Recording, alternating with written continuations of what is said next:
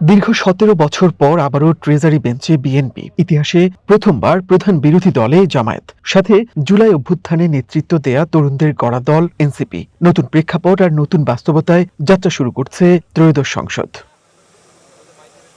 বৃহস্পতিবার বেলা ১১টায় উদ্বোধনী অধিবেশন।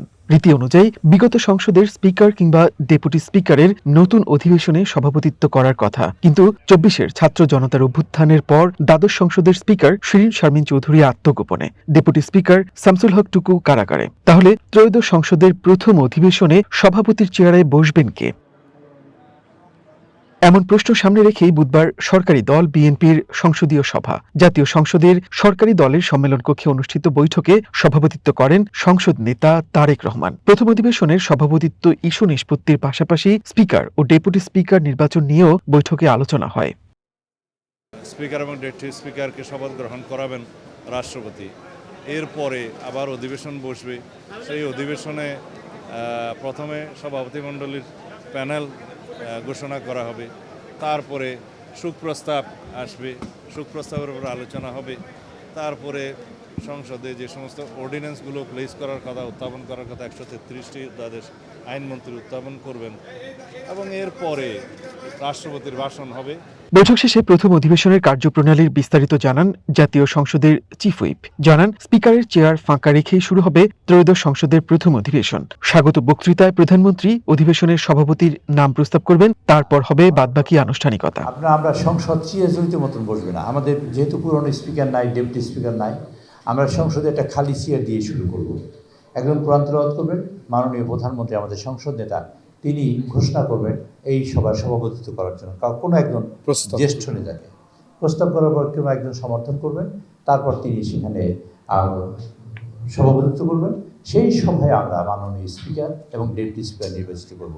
তবে স্পিকার পদে বিএনপি কাকে চূড়ান্ত করল সেটি খোলাসা হয়নি। পুরো বিষয়টি সংসদ নেতার সিদ্ধান্তের উপর ছেড়ে দিয়েছে বিএনপি। বিরোধী দলকে ডেপুটি স্পিকার পদ দেওয়ার প্রস্তাব জামায়াত গ্রহণ করেনি বলেও জানান চিফ হুইপ। মাননীয় প্রধানমন্ত্রী অত্যন্ত উদারতা দেখিয়ে তিনি এই প্রস্তাবটা দিয়েছিলেন।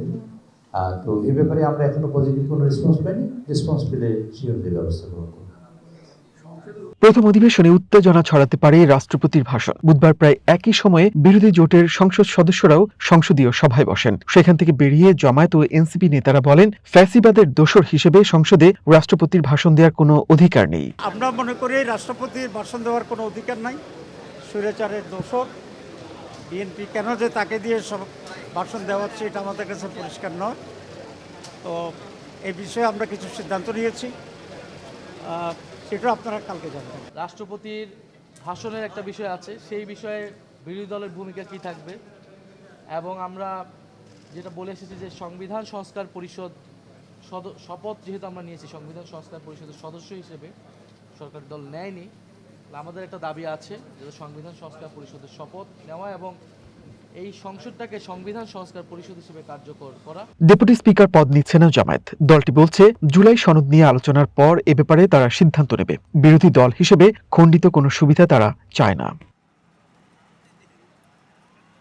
অন্তর্বর্তী সরকারের সময় জারি করা ১৩৩টি অধ্যাদেশ বৃহস্পতিবারই সংসদে উপস্থাপন করা হবে। এগুলো যাচাই বাছাই করার জন্য প্রথম অধিবেশনেই বিশেষ কমিটি গঠন করা হবে। কমিটিতে সরকারি দলের পাশাপাশি বিরোধী দলের সদস্যরাও থাকবেন বলে জানা গেছে। মনির মিল্লাত, ওয়ান নিউজ, ঢাকা।